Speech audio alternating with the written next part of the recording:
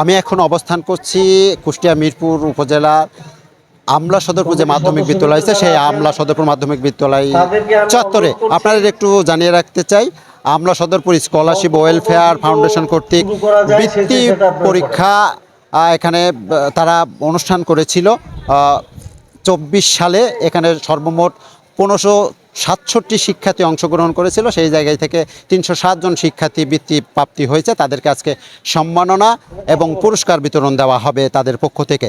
এবং এখানে একটু জানিয়ে রাখি, 3টা জেলা থেকে শিক্ষার্থীরা অংশগ্রহণ করেছিল, কুষ্টিয়া, মেহেরপুর এবং চুয়াডাঙ্গা। সেসব শিক্ষার্থীদের যেসব শিক্ষার্থী বৃত্তি প্রাপ্তি হয়েছে তারা তাদের অভিভাবকের সঙ্গে এসেছেন।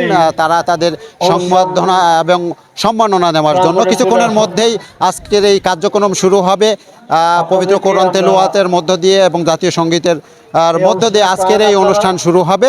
আমরা তার আগে একটু কথা বলতে চাবো বিভিন্ন যারা সব অভিভাবক এবং শিক্ষার্থী রয়েছেন তাদের সঙ্গে আসলে একটু কথা বলার চেষ্টা করব যে তাদের অনুভূতিটা কি এবং তারা এসেছেন তাদের সন্তানের যে। আপনি কোথা থেকে এসেছেন? আমি দৌলতপুর থেকে এসেছি। দৌলতপুর থেকে এসেছেন। আপনার কে পরীক্ষা? আমার মেয়ে, ছোট মেয়ে। জি। কোন শ্রেণীতে? ও তখন 4র্থ শ্রেণীতে ছিল, বর্তমানে 5ম শ্রেণীতে। ও হচ্ছে শুকরুন্নেসা একাডেমি থেকে পরীক্ষা দিয়েছে। কোন গ্রেডে পেয়েছে? ও ট্যালেন্ট পুলে পেয়েছে। ট্যালেন্ট পুলে? জি জি। ট্যালেন্ট পুলে কে পেয়েছে? আসলে face in the index of second mind, চেহারা দেখে বোঝা যাচ্ছে কতটা খুশি আপনি আপনার সন্তানের খুশিতে।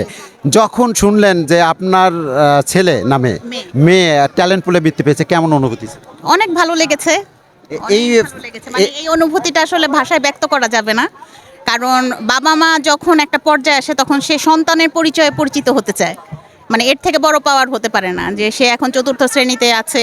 এই সময় আমি এই সম্মান পাচ্ছি, ভবিষ্যতেরটা আল্লাহ জানেন কতটুকু ভাগ্যে আছে। তো সে যখন আপনারা এটা সার্কুলার করেছেন বৃত্তি পরীক্ষার, তো প্রথমে সে টার্গেট নিয়েছিল যে আমি ট্যালেন্ট পুলে বৃত্তি পেয়ে ক্রেস্ট নিয়ে ওখান থেকে আসবো। তো মানে আল্লাহর কাছে লাখ লাখ শুকরিয়া, সে তার টার্গেট ফিল আপ করতে পেরেছে। হ্যাঁ, স্বপ্ন দেখতে হবে, তবেই তুমি স্বপ্নে বাস্তবায়ন করতে পারবে।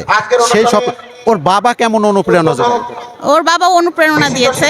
সে মানে সন্তানদের লেখাপড়ার ব্যাপারে অনেক সিরিয়াস।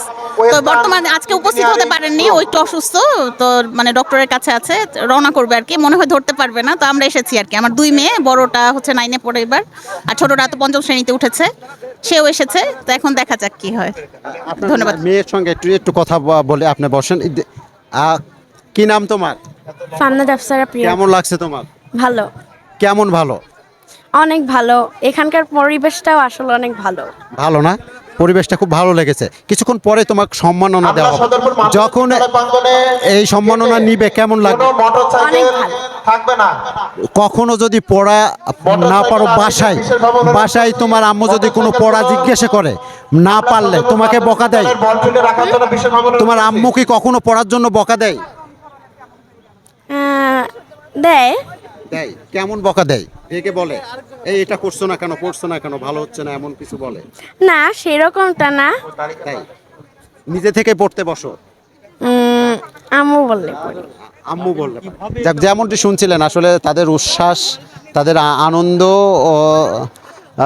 তাদের যে অভিভাবক তাদের যে আনন্দ, সেই আনন্দটা আরও বাড়ুক, আরও ভালো হোক, সেই প্রত্যাশা আমাদের যেমন থাকবে প্রতিষ্ঠান ওয়েলফেয়ার ফাউন্ডেশন যারা রয়েছে তাদের।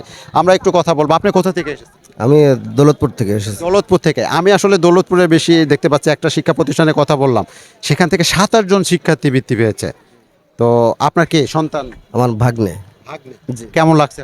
আলহামদুলিল্লাহ, ভালো লাগছে। তুমি পেয়েছো? জি। কোন শ্রেণী থেকে? আর 5ম শ্রেণী থেকে। 5ম শ্রেণী। কোন গ্রেডে পেয়েছো? সাধারণ গ্রেডে। সাধারণ গ্রেডে। কেমন লাগছে তোমার? আমার ভালো লাগছে। সামনের দিনে যদি এখানে পরীক্ষা আবার হয়, তুমি অংশগ্রহণ করতে চাবে কিনা? হ্যাঁ, আমি যাবো। এখানকার পরিবেশ, এখানকার পরীক্ষা কেমন লেগেছে তোমার? আমার ভালো লেগেছে অনেক।